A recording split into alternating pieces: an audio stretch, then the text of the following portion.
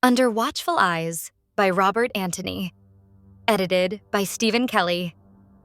Chapter 1, Sleepwalk Capsules. We sat amid the neon sprawl, taking a proper digibath in this foul year of our digital lord. All round us, the vid ads blinked and bleeped in epileptic hues. On-off, off-on. A strobe feast of sell. Always dripped to the teeth in synth-slick finest, weren't we? Not that I was the big boss of our little fright clique. Nah, it was more like the system picking a voice. And the loudest larynx usually belonged to Joshi. Loud as a riot, that one. The night's grand wonderment, right, was whether to mob in the tunny or mob in the rain. That's the sort of query that grabs a knight by the throat. There was I, Jack, your humble Narada, with the gang, Double D with his chrome grin, Joshi, our mouthpiece monarch, and Daffy, strange-eyed and never right since the neural flicker burn.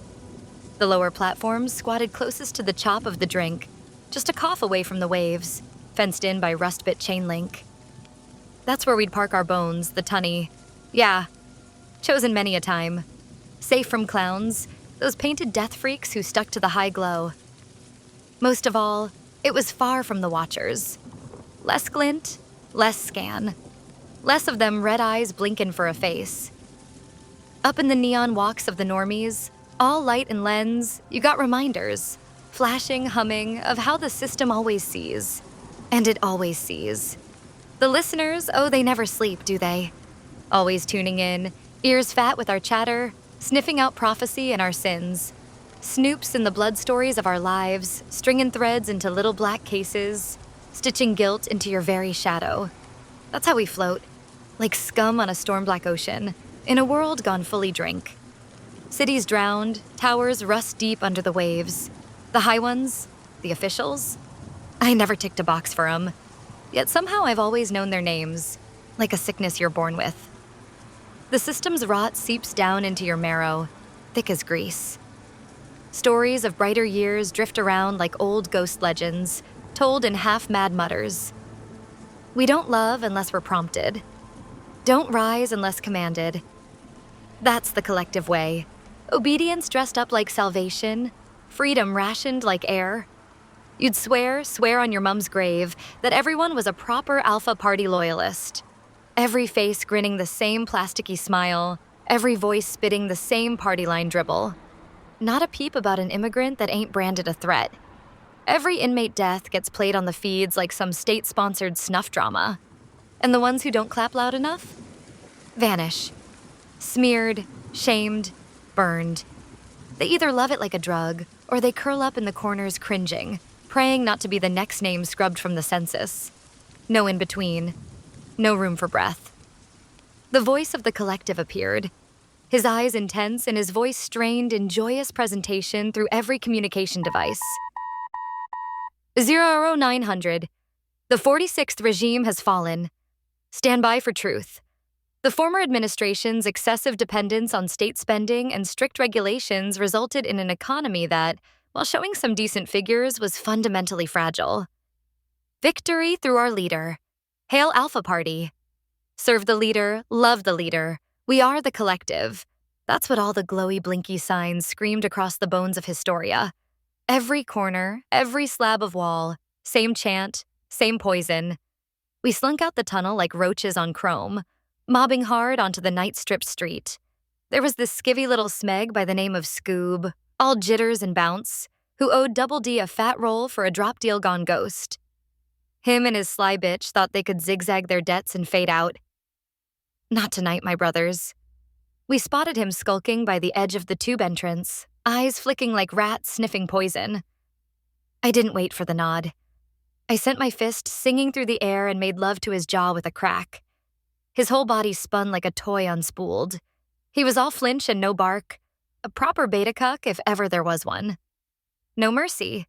No point. His mug slapped the pavement like it had found its long-lost soulmate. And oh, what a passionate reunion it was. There's nothing quite like breathing. But pussy's better, and green gets you both. That's gospel. That's street truth, my brothers. So I never had much of a twitch throwing fists with some sorry soul who couldn't even have a heart to steal, much less defend his own smeg life. If he left his woman caterwauling in the street, Purple light sniffing round the corner, that was his bedmaid. We made filthy with her too, 'cause in the collective, it's eat or be eaten, and ain't no room for saints in storm-drowned streets. Finding a decent dealer for the good gears, excise, mesqui, or those old-school sparkle caps, took time. You had to know the corners, the whispers, the right grimehead with shaky fingers and a pocket full of dreams. But what kept us truly afloat in the neon tide were the drops. Drops were our sacraments. Nights got heavy on the drops, sweet like sin on the tongue or sharp in the eyes. You hit one, and boom, you're flying, high as a lullaby, soft as a scream. You don't feel the rot anymore. You don't feel anything. We'd taste the colors, my brothers, see tracers curl like serpents up the freeway sky. Riding dirty in a jacked Untouchables whip, screaming through the ruins of yesteryears, burned out slums and flooded shopping meccas. Some of the boys tried a bit of chemsex with the trick in the back seat, grinding all slippery in the heat haze, moaning for the rush. Always a pleasure to indulge, oh yes, always. That was most eves for us, painting the world red like devils on holiday.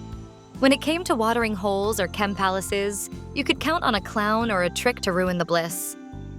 The freaks always sniffed us out. Always knew we were coming round the bends. Bends, something not all of us had anymore.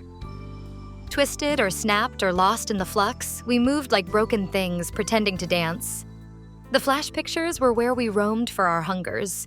Better to viddy the drip feed of mandatory info than read it old school. Glorious moving colors straight into the eye holes. The collective voice buzzed always above. Victory through strength, strength through a single party, victory through the leader. The collective approach. Doubt? Report your neighbor. Report yourself. Doubt was a virus, and viruses needed collection. The killing, oh yes, was daily, my brothers. Routine, like brushing your synth teeth. Anyone in line stayed permittable. Anyone outside the line? Unacceptable. Disposable. That was normal, and normal was always monitored. I pray that out of his glorious riches, he may strengthen you with power through his spirit in your innermost flesh bone, so that the leader may dwell in your hearts through faith. And I pray that you, being rooted and established in love. That's what the collective voice was screeching, all glory-sick through the airwaves, while the vid flashes pulsed with pictures of the dear leader in his victory pose.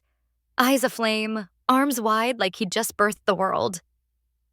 We mobbed down the canal, industrial stink, rust sweat concrete, drone piss in the air, and that's where we found him.